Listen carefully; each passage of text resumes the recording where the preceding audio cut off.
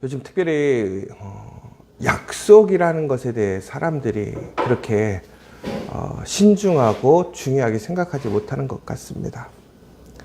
어떤 그 상황에 따라서 혹은 그 감정에 따라서 우리가 그 순간은 진실하겠지만 혹은 어떤 자신의 목적을 위해서 순간적으로 지키지 못할 약속을 하는 것일 수도 있겠지만 결론적으로 우리가 약속이라는 것에 대해서 꼭 지켜야 할 것 혹은 그것에 대한 우리의 어떤 책임감으로 우리가 인식하는 그러한 어떤 우리의 생각과 우리의 어떤 기준들이 많이 달라진 것 같습니다. 특별히 우리 이제 대통령 선거가 다음 주에 있습니다. 우리가 생각하는 각각의 정당, 지도자 또 여러 가지의 기준들이 있겠지만 여러분 정말 어떤 사람이 중요한 것이냐면 약속을 지킬 수 있는 사람입니다. 정직한 사람. 그 입술에 무게를 깨닫고 그 책임감을 알 수 있는 사람을 뽑아야 하는 것입니다. 여러분들 다시 한번 아마도 우리가 생각하는 어떤 개인적인 정당이나 혹은 사회적인 분위기, 모습들도 있겠지만 정말 진실하고 정직하게 그 약속을 지킬 수 있는 사람이 누구인지를 우리는 분별해서 지도자로 뽑아야 한다는 것입니다. 왜 그러느냐? 오늘 말씀을 보시면요. 특별히 오늘 이 30장에 나오는 우리 하나님께 서원하는 것에 대한 규례는 좀 우리가 전체적으로 성경에서 보면 29장과 31장에 놓여 있잖아요. 그런데 이 29장의 말씀은 우리가 앞에서도 어제도 보았던 것처럼 우리 예배에 대한 규례입니다. 우리가 하나님 앞에 어떻게 예배를 드려야 하는가. 특별히 우리가 장막절을 맞아서 우리가 특별히 하나님 앞에 어떻게 큰 은혜로 하나님께 감사하고 하나님을 기억할 것인가에 대한 부분이었어요. 31장은 이제 전쟁에 대한 이야기입니다. 그러니까 이게 엄밀히 보자면 이제 이 문맥상 이 30장의 서원의 이야기가 들어간 것에 대해서 많은 학자들이 보통은 왜 이 30장의 서원에 대한 이야기가 29장과 31장 사이에 들어가게 되었는가에 대한 의문점들을 많이 가지고 있습니다. 그러나 어떤 신학자들은 이렇게 얘기도 해요. 이 30장의 서원이 들어간 것은 바로 하나님을 기억하고 우리의 삶 속에서 살아가는 그 삶의 하나님의 역사를 체험하기 위한 가장 중요한 것이 뭐냐? 바로 약속을 지키는 거라는 거예요.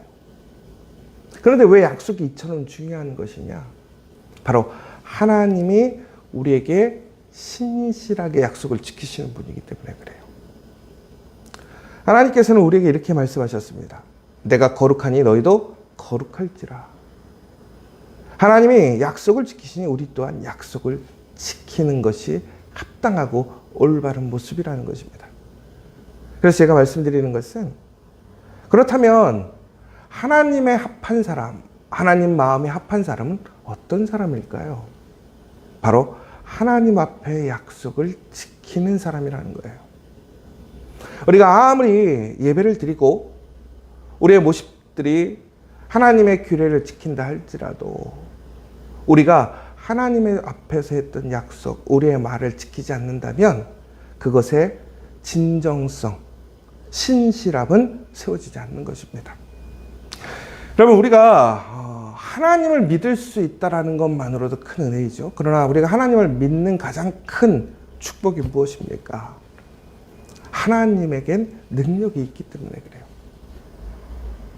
여러분 그런데 하나님에게 그 능력이 있다는 것이 단순히 하나님의 주관에 따라서 하나님의 어떤 감정이나 상황에 따라서 변동되어진다면 우리는 그 하나님을 온전히 신뢰하고 따라가지 못할 거예요. 그러나 하나님은 언제나 신실하신 하나님이십니다. 변화가 없으신 하나님이시라는 것이죠. 그렇기 때문에 우리는 하나님께 소망을 둘 수 있는 것이고 하나님과 함께 할 수 있는 것이고 더 나아가서 하나님께 간구해서 응답을 들을 수 있는 거예요. 여러분 그래서 우리가 가장 중요하게 생각하는 게 뭐냐면 하나님의 뜻을 살핀다고 그러잖아요. 그리고 하나님께 응답받기를 원하시잖아요. 왜 그렇습니까? 하나님께서 뜻을 정하시면, 하나님께서 말씀하시고 약속하시면 그것은 반드시 지켜지기 때문에 그렇습니다. 마찬가지인 것이죠.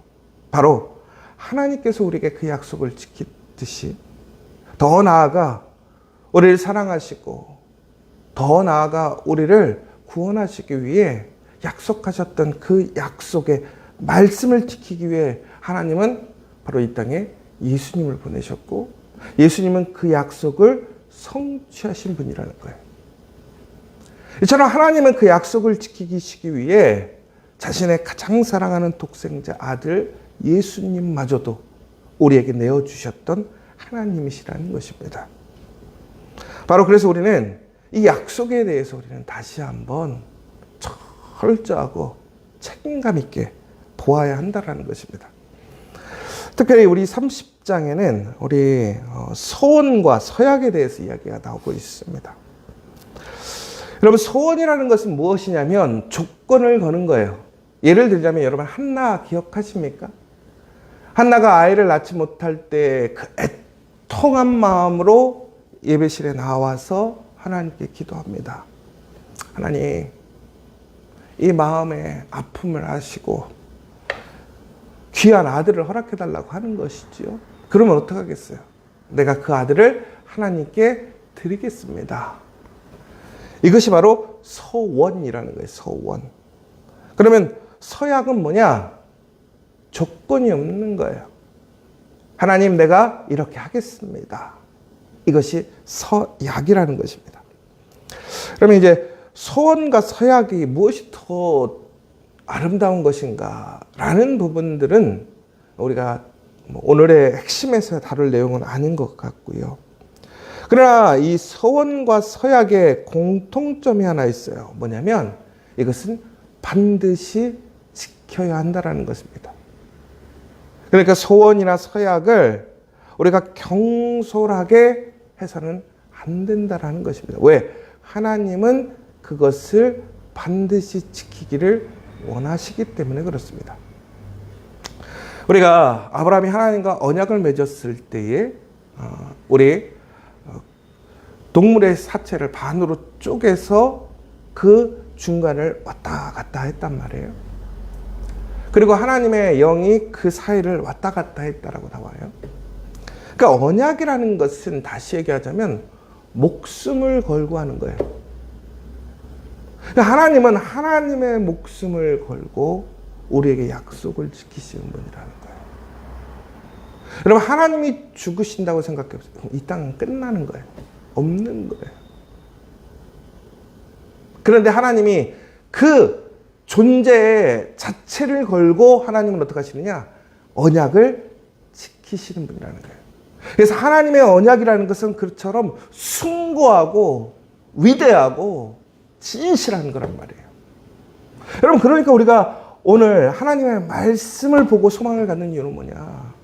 그 하나님의 말씀, 기록되어 있는 이 말씀이 전적으로 성취될 약속이고 성취되었고 무엇보다 진실하고 신실하다라는 거예요. 왜곡되지 않는다라는 거예요. 반드시 지켜진다라는 거예요. 여러분, 그러므로 우리 또한 하나님께서 말씀하시는 거예요. 나와 언약 안에 있는 너희가 너희의 입술로 했던 그 언약을 반드시 지켜야 한다라는 거예요.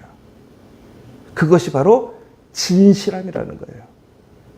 그러니까 하나님이 합하게 여기는 사람, 하나님이 기뻐하시는 사람, 하나님이 세우시는 사람이 누구냐? 바로 진실한 사람. 여러분, 그러니까 우리가 이번에 지도자를 그러한 사람을 뽑아야 된다는 거예요. 왜? 이 나라를 누가 다스리는 것입니까? 하나님이 다스리는 거예요. 마찬가지예요. 우리의 가정, 일터, 우리 공동체, 우리 교회에서도 마찬가지예요.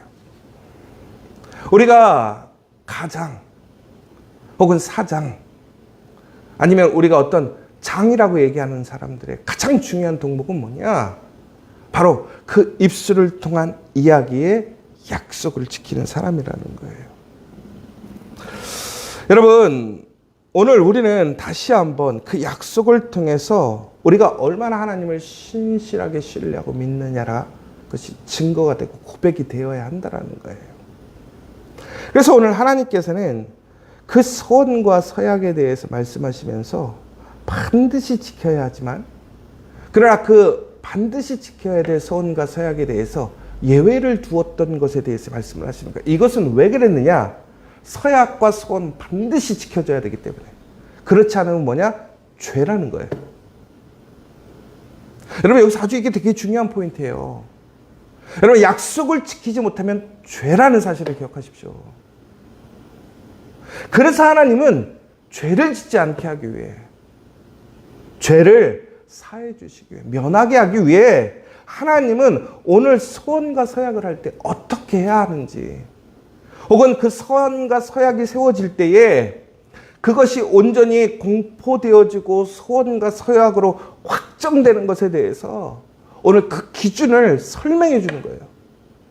그러면 이것은 단순히 오늘 읽어보시면서 왜 여자들에게만 이러한 이야기를 하셨을까? 왜 여자들은 이러한 주도권과 책임감을 갖지 못하게 하는 것일까? 이런 내용이 아니란 말이에요. 오늘 내용을 보면요, 기본적으로 20세 이상의 성인 남성은 무조건 하고 자기가 한 말에 대해 어떤 순간이 있어도 어떤 일이 일어나도 그 말에 대해서 책임을 져야 한다는 거예요. 그런데 오늘 여자를 보십시오. 아직 장년이 되지 못한 여인들은 그 부모의 관할 아래에 있다는 거예요. 그래서 그들이 하나님 앞에 소원이나 서약을 했을지라도 그 부모가 동의해 주지 않는다면 그것은 서약으로 인정되지 않는다라고 얘기를 하고 있어요. 아내도 마찬가지고요. 그런데 오늘 무엇이라고 되어 있습니까? 이혼한 여자나 혹은 사별한 여자, 가부들에게는 또 반대로 그 여인들이 한 이야기에 대한 책임을 본인들이 지게끔 이야기를 하고 있더라고요. 그리고 어떠한 경우에는 이야기를 했는데 그 남편이나 부모나 혹은 그 사람을 전적으로 지금까지 지지해주고 보호해주는 사람이 있었다면, 또한 기속되어 있는 사람이라고 했을 때에 그 보호자가 그것을 즉각적으로 인정해주거나 혹은 반대하지 않고 시간이 지나서 행했을 때는 또한 그것이 그 남자에게 책임이 가는 것을 보게 됩니다. 결국에는 이것이 무슨 얘기냐면, 우리가 소원과 서약이라는 것이 어떤 기분이나 어떤 상황에서 내가 유리하고자 혹은 사람들에게 잘 보이고자 해야 할 일이 아니라는 거예요. 이 소원과 서약이라는 것은 철저하게 우리의 목숨을 걸고 내가 책임을 진다라는 그 분명한 기준이 있어야 된다는 것이죠. 그래서 오늘 여기서 얘기하는 이유는 뭐냐면, 그것을 감당하고 담당할 책임력이 있느냐라는 거예요. 근데 그 시대에는 여성들이 독립적인 삶을 살아가지 못했습니다. 남편에게 혹은 집안에 귀속되어 있는 경우가 많았죠. 그러나 현대와는 전혀 다른 개념이에요. 그런데 여기서 우리가 깨달아야 될 것은, 여자들은 남편에게 동의를 얻어야 소원이나 서약을 할 수 있다, 이 얘기가 아닙니다. 누구나 우리는 우리의 입술로서 하는 이야기에는 하나님 앞에 그 책임을 져야 한다는 그 말에 대한, 약속에 대한 무게감, 진실함을 우리가 가지고 있어야 한다는 거예요. 그렇지 않으면 그것은 죄라는 거예요. 그러나 내가 그러한 능력이 없음에도 불구하고 했던 행위는 서약으로서 인정될 수 없다는 거예요. 그럼 요즘으로 다시 얘기하자면, 요즘에는 남자냐 여자냐의 개념보다는 내가 한 사람의 책임감 있는 사람, 책임질 수 있는 사람인가가 중요해요. 우리의 가정에서, 혹은 내가 직장에서, 혹은 우리 공동체 안에서 내가 그렇게 책임을 져야 하는 사람이라고 한다면, 그런 위치에 있는 사람이라고 한다면, 우리는 우리의 입술의 이야기를 어떠한 일이 있어도 우리는 그것을 반드시 지켜야 하는 것이 바로 하나님의 명령이라는 사실입니다. 여러분, 그런데 여기서 우리가 다시 한 번 더 깊이 생각해야 될 것은, 그런데 우리가 요즘 시대는 어떠냐라는 거예요. 요즘 우리는 하나님 앞에서 한 약속 쉽게 잊지 않습니까? 여러분, 우리가 신앙생활을 시작하며 우리는 하나님 앞에 고백하고 서약을 합니다. 그리고 세례를 받죠. 그리고 더 나아가서는 우리는 교회 안에서 직분자로 세움을 받습니다. 집사로, 안수 집사로, 권사로, 장로로, 또 전도사로, 목사로. 그런데 우리는 하나님 앞에서 했던 그 약속 얼마나 신실하게 지키고 계십니까?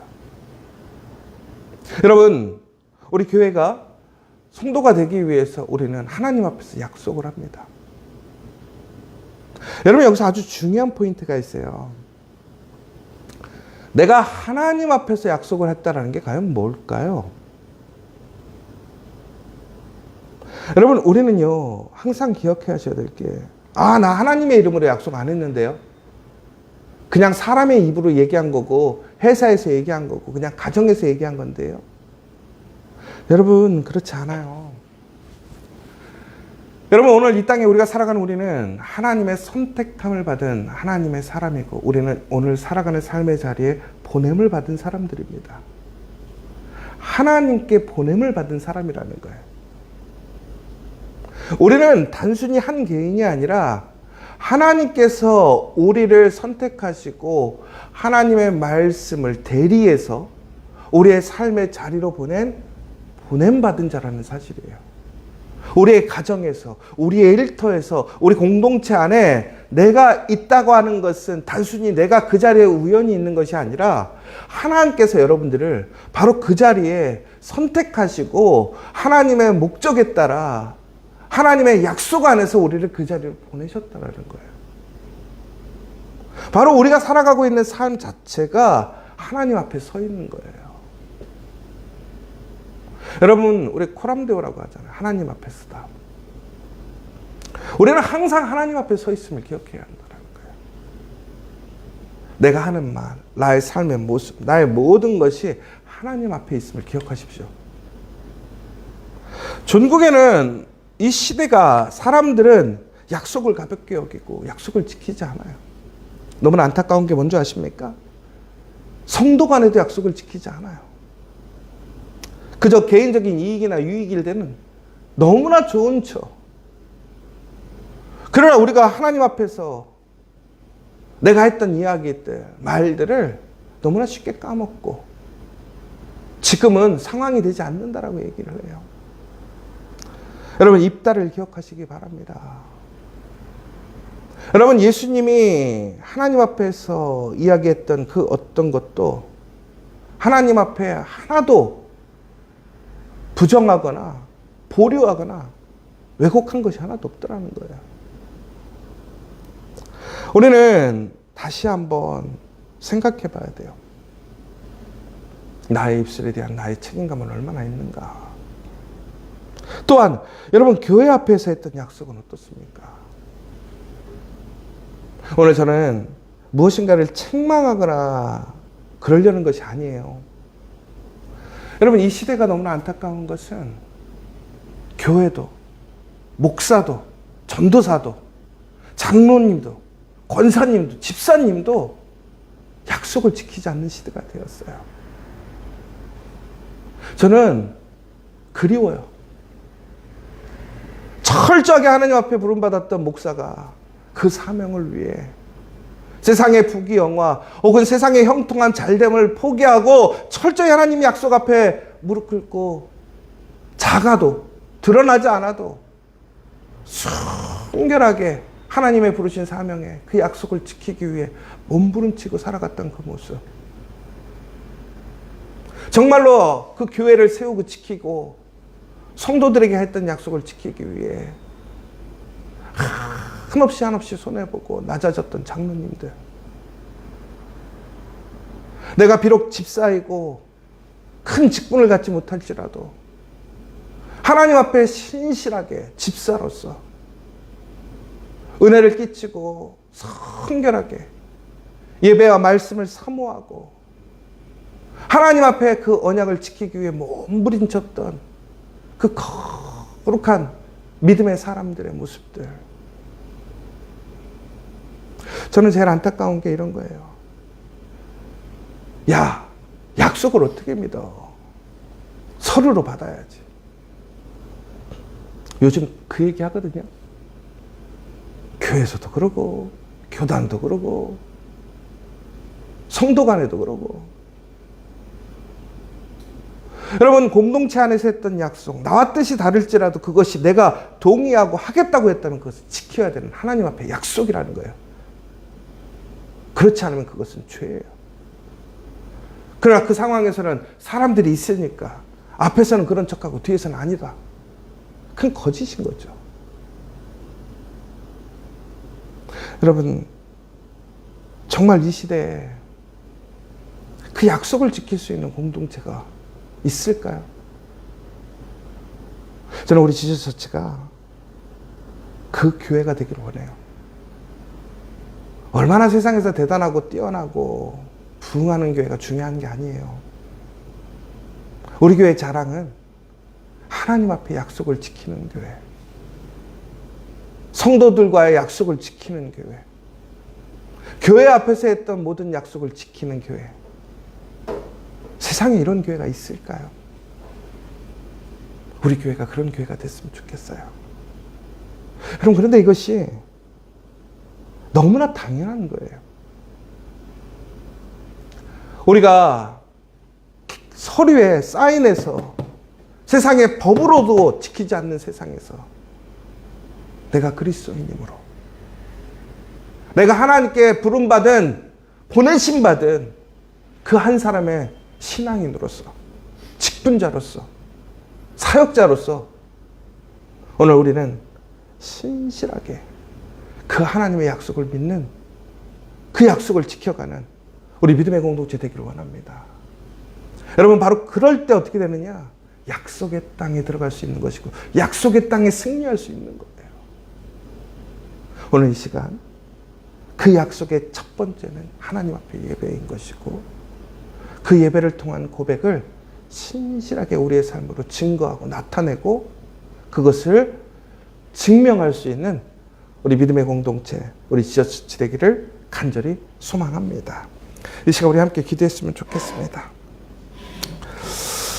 오늘 이 시간 우리 다시 한번 하나님 앞에서 하나님 앞에 한 약속을 잊지 않고 정말 신실하게, 하나님처럼 진실하게 책임을 다해 그 약속을 지키겠습니다. 우리 성도들 간에 한 약속, 내 마음, 내 기준에 들지 않고 상황이 변해도 내가 진실하게 잘 지키겠습니다. 교회 앞에서의 약속 반드시 지키겠습니다. 무엇보다 세상 가운데서 내가 하나님 앞에 서 있는 한 사람으로서 나의 입술의 이야기, 내 말에 끝까지 예수님처럼 책임지겠습니다. 오늘 이 시간 우리 다시 한번 회개와 결단의 시간 가졌으면 좋겠습니다. 그러나 여러분, 우리가 그러하지 못한 사람들을 책망하거나 비방하는 것이 목적이 아닙니다. 내가 먼저 변화되고, 내가 먼저 지키고, 내가 먼저 성결하게 살아가는 모습, 그것이 시작이, 변화의 시작이 될 줄 믿습니다. 그 한 사람이 두 사람이 되고, 두 사람이 세 사람이 되고, 그것이 우리 가정에, 우리 일터에, 우리 공동체, 우리 교회에 그 핵심이 되고 증거가 될 수 있는 그 모습이 되어되게 해달라고 오늘 이 예배에 참여하신 여러분들이 그 시작의 발걸음이 되기를 위해 다시 기도해 주시고, 마지막으로 또한 우리 모든 교우들 가운데서 너무나 힘들고 어렵고 방황하고 지쳐있고 정말로 우리 가운데 너무나 소망을 잃어버린 우리 교우들도 있고, 하나님의 도우심이 필요한 교우들도 있고, 또한 돌파구가 필요한 교우들도 있고, 또 육체적으로 너무나 피곤하고 어렵고 아파서 병원에 입원해 있는 우리 교우들도 있습니다. 다시 한번 하나님의 신실하신 도우심과 인도하심을 통해서 치유되어지고 회복되어지고 하나님의 거룩한 믿음의 사람들로 세워져서 증거되어질 수 있는 사람들이 되게 해달라고 기도해 주셨으면 좋겠습니다. 이 시간 우리 함께 주기도문으로 모든 예배를 마치도록 하겠습니다. 하늘에 계신 우리 아버지, 아버지의 이름을 거룩하게 하시며 아버지의 나라가 오게 하시며 아버지의 뜻이 하늘에서와 같이 땅에서도 이루어지게 하소서. 오늘 우리에게 일용할 양식을 주시고 우리가 우리에게 잘못한 사람을 용서하여 준 것 같이 우리 죄를 용서하여 주시고 우리를 시험에 빠지지 않게 하시고 악에서 구하소서. 나라와 권능과 영광이 영원히 아버지의 것입니다. 아멘.